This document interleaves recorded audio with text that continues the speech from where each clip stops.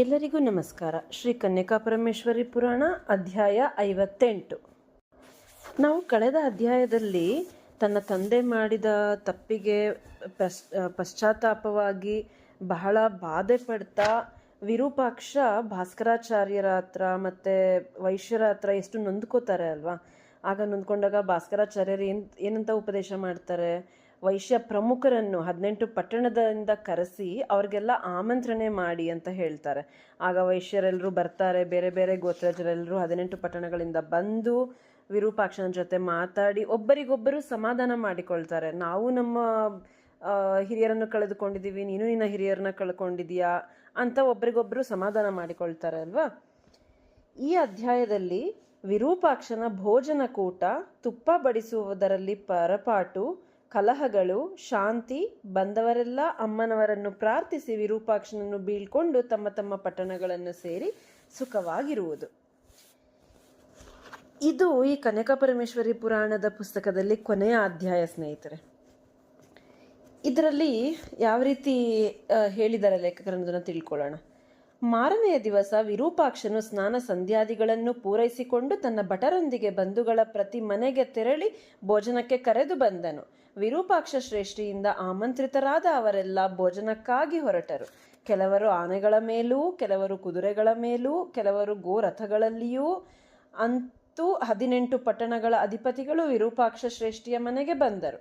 4,000 ಪ್ರಮಾಣ ವಿಸ್ತೀರ್ಣವಾದುದು, ಅನೇಕ ರತ್ನ ಭರಿತವೂ, 7-8 ಅಂತಸ್ತಿನದು, ಮನೋಹರ ಮಣಿ ಖಚಿತ ಸೋಪಾನಗಳುಳ್ಳದುದು, ಸ್ಫಟಿಕ ಮಣಿಗಳಿಂದ ಕೂಡಿದ ದ್ವಾರ ಪ್ರದೇಶಗಳುಳ್ಳದುದು, ಹವಳದ ಸ್ತಂಭಗಳಿಂದ ಕೂಡಿದ ಮಧ್ಯ ರಂಗಗಳುಳ್ಳದುದು, ಮುತ್ತಿನ ಮೇಲ್ಕಟ್ಟುಗಳಿಂದ ಕೃತವೂ, ಚಿತ್ತಾರ ಭರಿತವೂ, ಧೂಪಾದಿ ಪರಿಮಳಗಳಿಂದ ತುಂಬಿದ್ದು, ನೆಲವೆಲ್ಲ ರತ್ನ ಕಂಬಳಗಳಿಂದ ಮುಚ್ಚಲ್ಪಟ್ಟುದು, ಸಕಲ ವಸ್ತು ಜಾಲಗಳಿಂದ ತುಂಬಿ ಕುಬೇರನ ಮನೆಗೆ ಸಮಾನವಾದುದು, ವಾಸವಿಯ ಅನುಗ್ರಹದಿಂದ ಸರ್ವಕಾಲಗಳಲ್ಲಿಯೂ ಸಕಲ ನಿಧಿಗಳಿಂದ ತುಂಬಿದುದು ಆದ ಶ್ರೀ ವಿರೂಪಾಕ್ಷನ ಗೃಹವನ್ನು ಅವರೆಲ್ಲ ವಾಹನಗಳಿಂದ ಇಳಿದು ಪ್ರವೇಶಿಸಿದರು. ತನ್ನ ಮನೆಗೆ ಬಂದ ಬಂಧುಗಳನ್ನು ನೋಡಿ ವಿರೂಪಾಕ್ಷನು ಭಕ್ತಿಯಿಂದ ಎದುರುಗೊಂಡು ಅವರಿಗೆಲ್ಲ ಅರ್ಘ್ಯಪಾದ್ಯಾದಿಗಳನ್ನಿತ್ತು ಪೂಜಿಸಿದನು. ಪರಿಮಳಿಸುವ ತೈಲಗಳಿಂದ ಅಭ್ಯಂಗ ಮಾಡಿ ದಿವ್ಯ ಗಂಧ ದ್ರವ್ಯಗಳಿಂದ ಕೂಡಿದ ಸೀಗೆ ಪುಡಿಯಿಂದ ಪೂಸಿತರಾಗಿ ಸುಕೋಷ್ಣಕರವಾದ ನೀರಿನಲ್ಲಿ ಚೆನ್ನಾಗಿ ಸ್ನಾನ ಮಾಡಿ ಆ ಸಮಸ್ತರು ಬೆಲೆಯುಳ್ಳ ವಸ್ತ್ರಗಳನ್ನು ಧರಿಸಿದ್ದರು. ಮಣಿಮಯ ಕರ್ಣಭೂಷಣಾದಿ ಆಭರಣಗಳಿಂದ ಅಲಂಕೃತರಾಗಿ ಶ್ರೀಗಂಧವನ್ನು ಪೂಸಿಕೊಂಡು ವಿಚಿತ್ರ ವಸ್ತ್ರಾಭರಣಗಳಿಂದ ಅಲಂಕೃತರಾಗಿ ಒಪ್ಪುತ್ತಿದ್ದರು. ಅನಂತರ ವಿರೂಪಾಕ್ಷನು ಬಂಧುಗಳನ್ನು ಉಚಿತ ಸ್ಥಾನಗಳಲ್ಲಿ ಕುಳ್ಳಿರಿಸಿದನು. 100 ಪಂಕ್ತಿಯನ್ನು ಮೀರಿ ಕುಳಿತ ಅವರೊಂದಿಗೆ ವಿರೂಪಾಕ್ಷನ ಮನೆಯು ದೇವತೆಗಳು ಕುಳಿತ ಮಂದರ ಪರ್ವತದಂತೆ ಪ್ರಕಾಶಿಸಿತು. ಭೋಜನಕ್ಕೆ ಕುಳಿತ ಆ ವೈಶ್ಯರ ಸಂಖ್ಯೆ 100,000ವಾಗಿತ್ತು. ಭಕ್ಷ್ಯಗಳಿಂದಲೂ, ಭೋಜ್ಯಗಳಿಂದಲೂ, ಪಚ್ಚಡಿಗಳಿಂದಲೂ, ಸೂಪಗಳಿಂದಲೂ, ನಾನಾ ವಿಧ ರಸಗಳಿಂದಲೂ, ನಿರಂತರ ಆಜ್ಯ ಧಾರೆಯಿಂದಲೂ, ಬಾಳೆಹಣ್ಣು, ಮಾವಿನ ಹಣ್ಣು, ಬೆಳವಲ ಹಣ್ಣು, ಹಲಸಿನ ಹಣ್ಣು, ಕೊಬ್ಬರಿ ಚಕ್ಕಲಿಗಳಿಂದಲೂ, ಕಡುಬುಗಳಿಂದಲೂ, ಲಡ್ಡುಗಳಿಂದಲೂ, ಅನೇಕ ವಿಧವಾದ ಸಿಹಿ ತಿನಿಸುಗಳಿಂದಲೂ, ಪರಮಾನ್ನಗಳಿಂದಲೂ ಕೂಡಿದ ಆ ಭೋಜನ ಸಾಮಗ್ರಿಯನ್ನು ಬಡಿಸಲು 1,000 ಮಂದಿ ಅಡಿಗೆಯವರಿಗೆ ಆಜ್ಞಾಪಿಸಿ ವಿರೂಪಾಕ್ಷ ಶ್ರೇಷ್ಠಿಯು ಪಂಕ್ತಿ ಮಧ್ಯದಲ್ಲಿ ತಿರುಗುತ್ತಾ ಅವರನ್ನು ಉಪಚರಿಸುತ್ತಾ ನಿಂತನು. ಆಗ ಆ ವೈಶ್ಯರು ಸಂತೋಷ ಚಿತ್ತರಾಗಿ ಭೋಜನ ಮಾಡಿದರು. ಎಲ್ಲರೂ ಸಕಲ ಪದಾರ್ಥ ಸಂಪನ್ನವಾದ ಆ ಆತಿಥ್ಯವನ್ನು ಸೈನ್ಯ ಸಮೇತವಾದ ಭರತನಿಗೆ ಭಾರದ್ವಾಜರು ನೀಡಿದ ಆತಿಥ್ಯಕ್ಕೆ ಹೋಲಿಸಿದರು. ಪರಸ್ಪರ ಸಲ್ಲಾಪಗಳಿಂದ ಆ ವೈಶ್ಯರು ಭೋಜನ ಮಾಡುತ್ತಿರಲು ಒಂದು ಪಂಕ್ತಿಯಲ್ಲಿ ಕುಪಿತ ಕೋಲಾಹಲ ಧ್ವನಿಗಳು ಉಂಟಾದವು. ಆ ಪಂಕ್ತಿಯಲ್ಲಿ ಮಾತು ಮಾತಿಗೆ ಕೋಪದಿಂದ ಆಕ್ರೋಶದಿಂದ ಕೂಡಿದ ಪ್ರಬಲ ವಾಕ್ಯಗಳು ಉಂಟಾದವು. ಅಪೇಕ್ಷರಹಿತರು, ಅರ್ಧ ಅಪೇಕ್ಷರು, ಬಂಧು ಭೇದವನ್ನು ಮಾಡದವರು. ವಿರೂಪಾಕ್ಷನು ಅವರ ಅವಶ್ಯಕತೆಗಳಿಗೆ ಭಟರನ್ನು ನೇಮಿಸುತ್ತಿದ್ದಾನೆ. ಅವರಿಗೆ ಆತನೇ ಪ್ರಭುವಾಗಲಿ, ನಮಗೆ ಆತನಿಂದಾಗಲಿ ಆತನಿಗಿಷ್ಟರಾದ ಬಂಧುಗಳಿಂದಾಗಲಿ ಕೆಲಸವಿಲ್ಲ. ವಿರೂಪಾಕ್ಷನಿಂದ ನಾವೆಲ್ಲ ಸನ್ಮಾನಗಳಲ್ಲಿ ಪ್ರೀತಿಯಲ್ಲಿ ಉಪೇಕ್ಷಿಸಲ್ಪಟ್ಟಿದ್ದೇವೆ.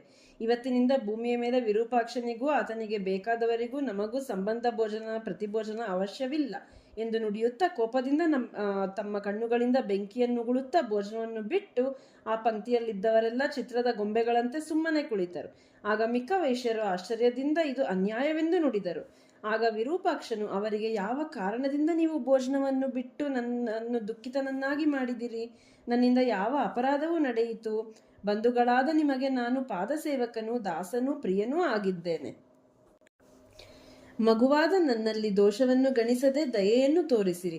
ತಿಳಿದು ನಾನಾವ ಅಪರಾಧವನ್ನು ಮಾಡಿಲ್ಲ. ಒಂದು ವೇಳೆ ತಿಳಿಯದೆ ನಾನಾವುದೇ ತಪ್ಪು ಮಾಡಿದ್ದರೆ ಕ್ಷಮಿಸಿರಿ. ನಾನು ನಿಮ್ಮ ಆಧೀನನು, ನೀವು ನನ್ನನ್ನು ಶಿಕ್ಷಿಸಲು ಅರ್ಹರಾದ ಪ್ರಭುಗಳು. ನಾನು ಮಾಡಿದ ಭೇದ ಕೃತ್ಯವನ್ನು ಮನಗಾಣಿಸಿಕೊಡಿರಿ. ಎಲ್ಲವನ್ನೂ ಕೇಳಿ ನೀವು ಹೇಳಿದಂತೆ ಮಾಡಲು ಸಿದ್ಧ.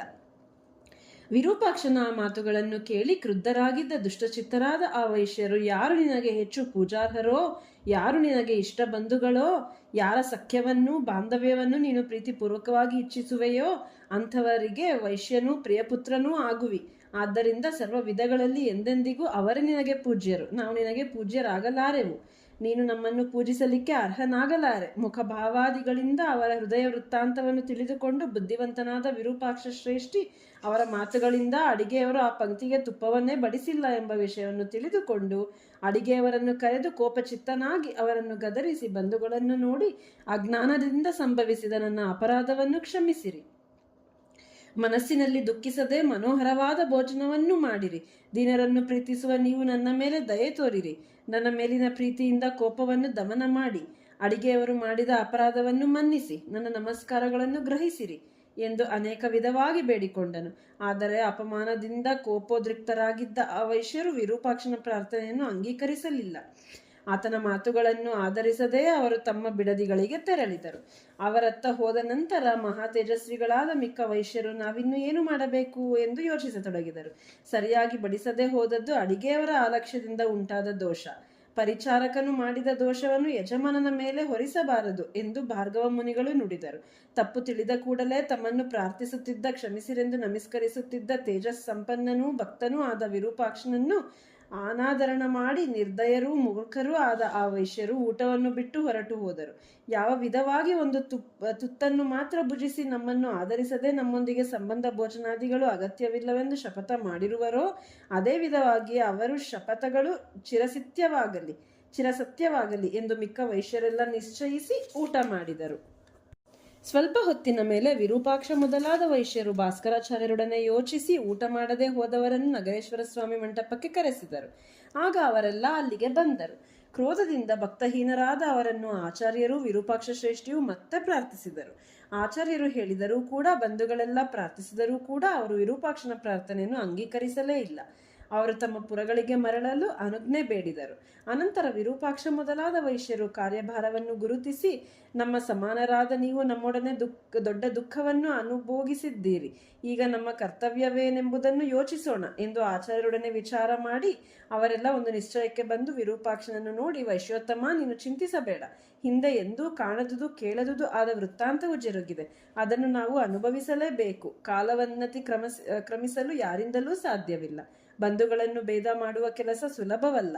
ಸ್ವಲ್ಪ ದೋಷ ನಿಮಿತ್ತವಾಗಿ ಬಂಧು ತ್ಯಾಗ ಒಳಿತಲ್ಲ. ಈಗ ನಮ್ಮಲ್ಲಿ ಈ ವಿಭೇದ ಉಂಟಾಗಲಿಕ್ಕೆ ಕಾಲವು ಹೇಗೆ ಸಂಪ್ರಾಪ್ತವಾಯಿತೋ ಹಾಗೆ ಮತ್ತೆ ಒಂದುಗೂಡಲು ಕಾಲವೇ ಪ್ರಾಪ್ತವಾಗಬೇಕು. ಈ ವಿಷಯದಲ್ಲಿ ನೀನು ಖೇದ ಮಾಡದೆ ಬಂಧುಗಳು ಅವರವರ ಮನೆಗೆ ಹೋಗಲು ಅನುಜ್ಞೆ ನೀಡು.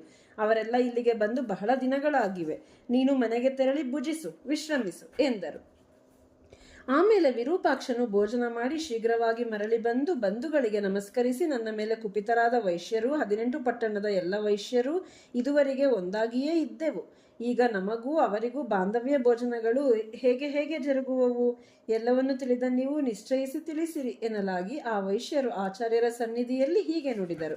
ಕುಲರಕ್ಷಣಾರ್ಥವಾಗಿ ತಕ್ಕ ಕಾರ್ಯವನ್ನು ನಾವು ಮಾಡಿದ್ದೇವೆ.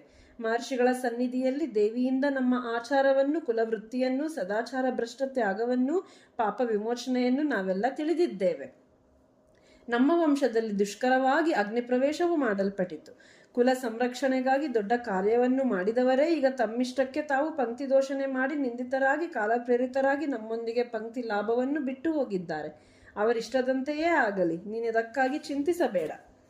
ಓ ವತ್ಸ, ಅವರು ಸುಗುಣ ಭರಿತರಾಗಿ ನಮ್ಮ ಪಂಕ್ತಿಯನ್ನು ಮತ್ತೆ ಎಂದು ಕೋರುವರೋ ನಾವೆಲ್ಲ ತಿರುಗಿ ನಗರೇಶ್ವರ ಸ್ವಾಮಿ ಮಂಟಪಕ್ಕೆ ಬಂದು ಸಹಪಂಕ್ತಿ ಭೋಜನ ಮಾಡೋಣ. ಈ ವಿಷಯದಲ್ಲಿ ಇನ್ನು ಆಲೋಚನೆ ಬೇಡ. ಅವರೇನೆಂದರೂ ಸಖ್ಯ ಸಂಭಾಷಣೆಗಳನ್ನು ನಾವು ಬಿಡುವುದು ಬೇಡ.